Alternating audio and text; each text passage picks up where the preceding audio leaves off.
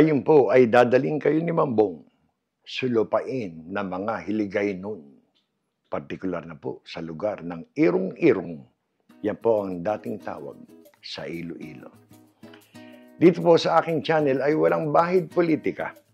Pero ngayon magluluto tayo ng KBL.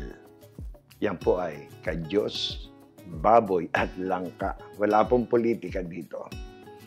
Naway mabigyan natin ng hustisya ang napakasarap na putay na mga Ilonggo, ang KBL, kadyos, baboy at langka. Nakadali ko yung mga taga Bay Area.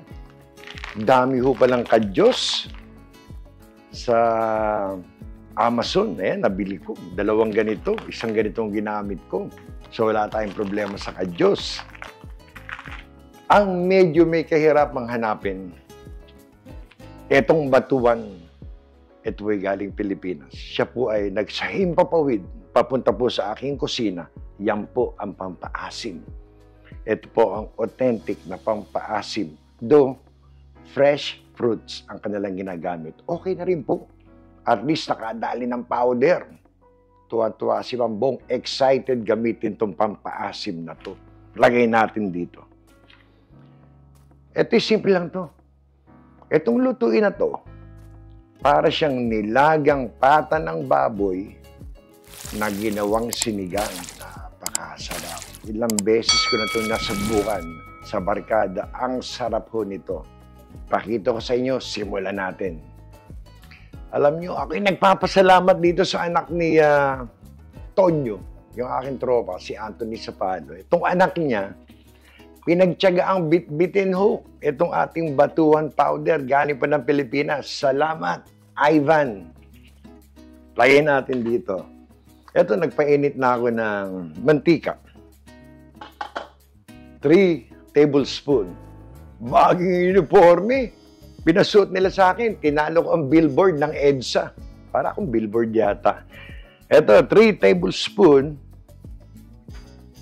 Alam niyo ito, napakasimple. Para itong nilaga na pata ng baboy na iginisa, kinonvert ng sinigang. Believe me, napakasarap. Lalo yung tanglad. Ako, the best. 3 tablespoon. Gisa natin ng bawang. Bah, madami ko nalagay na bawang, ha? Almost half cup. Ayan mo. Ganda, dating gabi tayo. Pagulugin, alam niyo na ating mga terminologies. Pagulugin, ibabrown natin, then babalikan ko kayo. Pag ito ay brown na, habang binabrown ko ang ating bawang, iyan po ang gagawin nating KBL. Yan po ay 2 klase ng pata. Binili ko ay likod at harap. Napakadami. Nang tinimbang ko, 3 kilo yung likod at harap. Ang ginawa ko, hinati ko, kalahati KBL, kalahati, gagawin kong paksiw na pata. Pakikita ko rin sa inyo. Sunod ko na to. Almost 1 cup na sibuyas. Kalahati lang ho yan. Lagay ko dito. Gisa nyo lang. Takasan ko ng konti. Pag nakikita nyo medyo iba na kulay, medyo translucent na, isusunod na natin ang ating kamatis. Bago natin lagay yung ating kamatis, konting pepper muna. Masarap to, may paminta. Marami. 1 teaspoon to, men. 1 teaspoon. 1 tablespoon, I mean. Ayan. Para talagang Okay, wala, masabaw to. Wala tayong gaano ibang Siguro to, 1½ tablespoon agad. Pupuruhan ko agad to. 1½ tablespoon. Bango agad ng patis. Kaya nga, bili ng nanay ko, igisa mo ang patis. Saka ako isusunod yung kamatis. Kasi nga, magtutubig eh. Pag nilagay ko agad yung kamatis, ayan, ang ganda. Bango. Ayan. Ganda.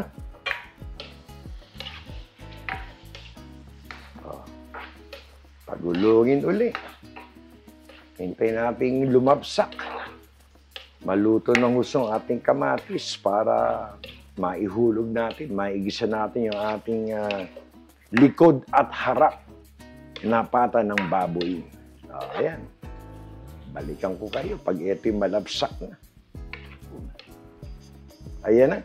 Ligis ng ating kamatis.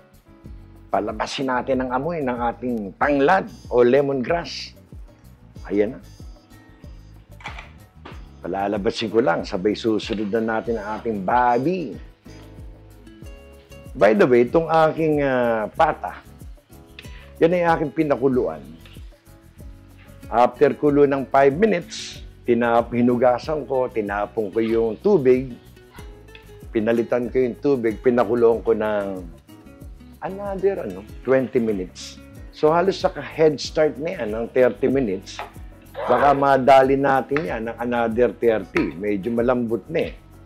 So igigisa lang natin, inuna lang natin yung lemongrass yan para medyo mag-release ang aroma na amoy ko na eh. So ito ng ating ito ng ating pata. Ito yung mga parte ng harapan. Harapang pata, yan. Yung mga laman na yan. Ito naman mga parang maliit na buto. Ito yung likurang pata. Ito, harap din to. Ayan, typical na paksiw na pata, di ba? Ayan. So, isipin nyo kung nilahat ko yung 3 kilo. So, ito, eksaktong 1.5. Dahil yung harap at likod, abay 3 kilo. Ang dami, kaya sabi ko, mahati. O, ito, kalahati yan. So, tama-tama. Bukas, pwede ko magpaksiw na pata. Sarap.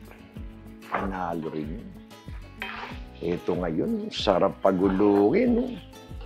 Talagang pagmamantikain ko ng konti ito. Para lalo mawala yung amoy, lansa. Doon napakuluan na yan. Tinapon na yung tubig. Pero ganun pa man, ating pagulungin.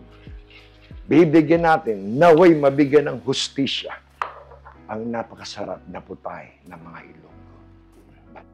5 minutes, pinagulong-gulong lang. Anong ganda.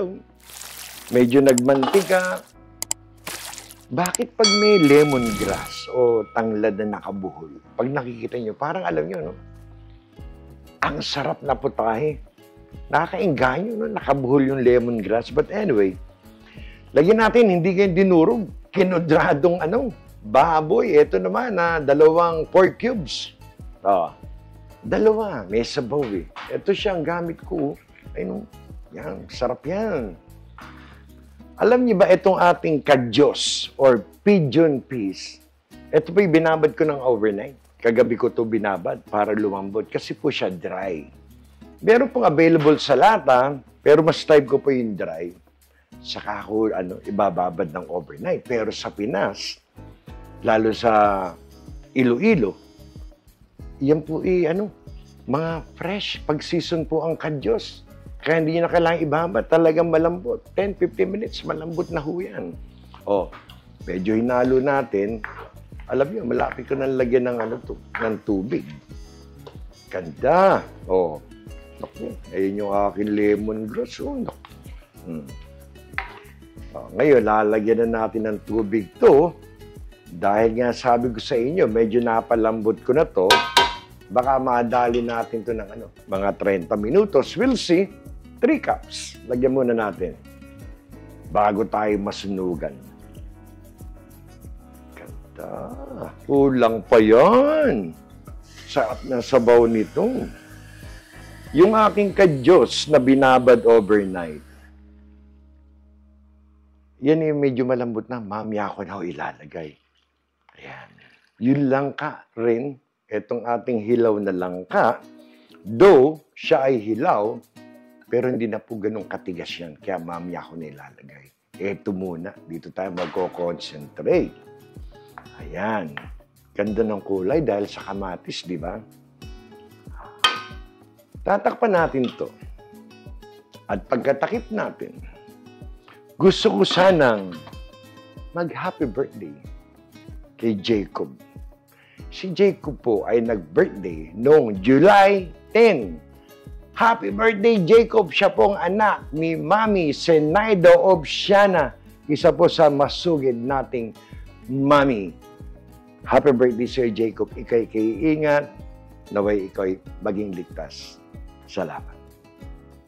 20 minutos. Tingnan natin.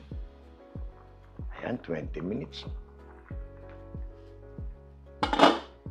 Bango, amoy na amoy ko. Alam nyo, bago ako magdagdag ng ano pa man, tatanggalan ko ng mantika. Hindi nyo maiwasan, magmamantika talaga. Yan sa mga gilid, katakot. Tanggalan natin, Ayan, Diyos ko. Balikan ko kayo pag natanggal ko na yung mga mantika. Yan ang mantika na natanggal natin. Ngayon, hindi na ako makukonsensya pag marami akong nakain, saka panahihigop na sabaw. Dami, lagay natin dito. Ayan. Okay, ngayon, naka 20 minutos, gumagalaw na siya, Ayan, Ika nga nila, pork tender, Ayan, umihiwalay na, So, eto, mga 10 minutos, 15 minutos, kasarapan na to. Anong isusunod natin? Etong ating kadyos, dahil nababad na to ng overnight, parang fresh kadyos na rin ang gagamitin nyo, ilagay natin. Para maka-head start na siya. Ayan, Alam nyo, kalahati lang yan. Yung kadyos na yan, yung ginamit ko na yan, ito ay, ang dami nito ay 12 ounce.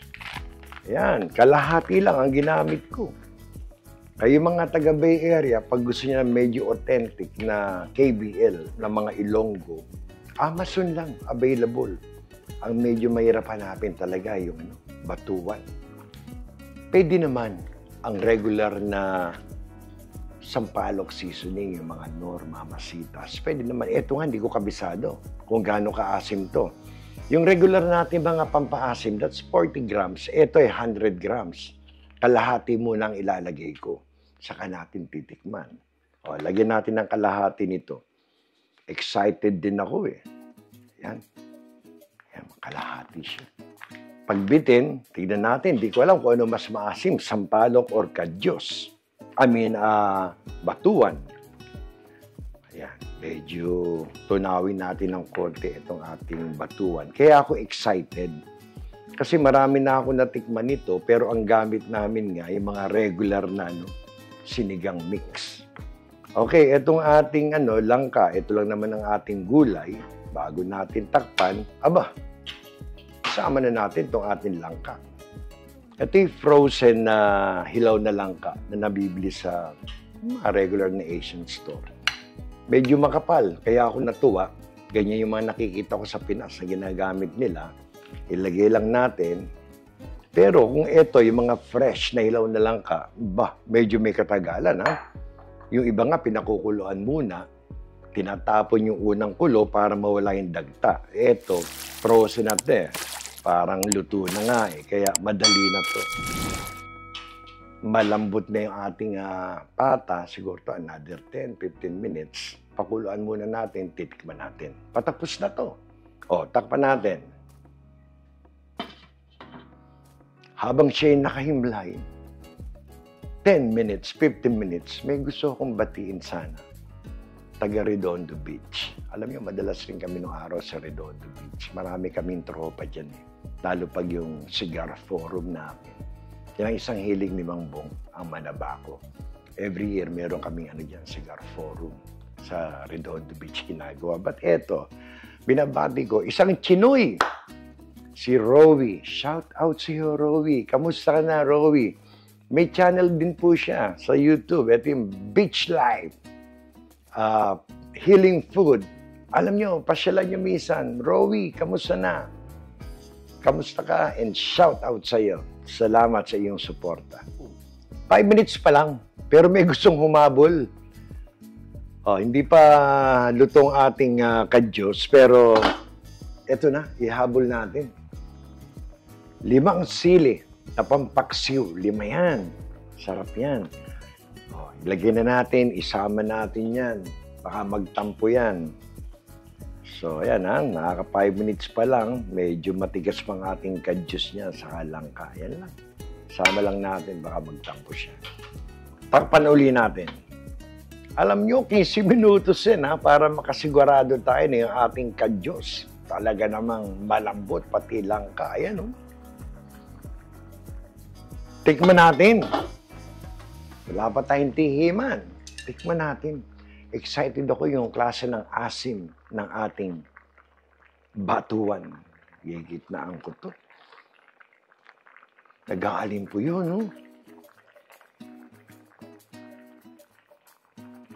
Alam nyo yung asim niya?